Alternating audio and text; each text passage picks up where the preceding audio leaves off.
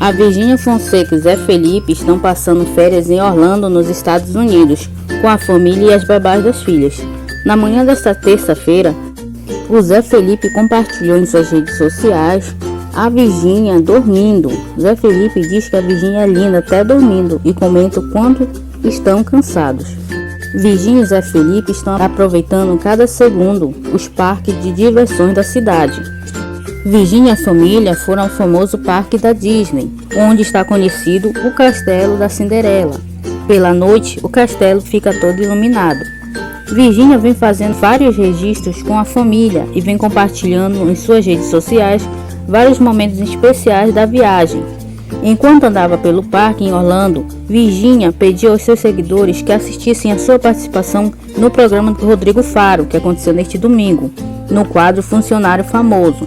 A Virgínia estava disfarçada e fingia trabalhar no salão de beleza.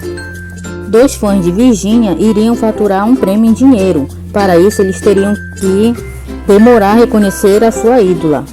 Quanto mais tempo os fãs demorarem para perceber, mais dinheiro eles ganhariam. Depois de fazer surpresa para seus fãs, Maiara e Leandro, foi a vez da Virgínia ser alvo de uma pegadinha de Rodrigo Faro. Rodrigo Faro anunciou que o esposo de Virgínia estava no salão e queria se apresentar.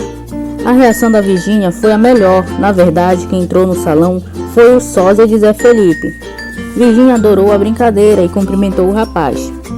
Nesta terça-feira, a Virgínia acordou animada, mostrando o carinho do papai Zé Felipe com as filhas. Bom dia, meu amor da minha vida! A Virgínia deixou as filhas com as babás e a mãe, pois iria para o parque andar de montanha-russa, junto de Zé Felipe e da prima Manu. A Virgínia explica que só deixou a mãe em casa porque ela não curte montanha-russa. Virgínia também mostra a filha Maria Alice se divertindo no parquinho.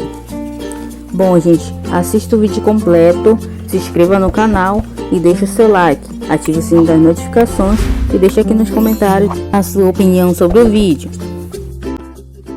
Chegamos aqui no Busch Gardens. Hoje é dia de Busch Gardens, gente. Hoje veio só nós.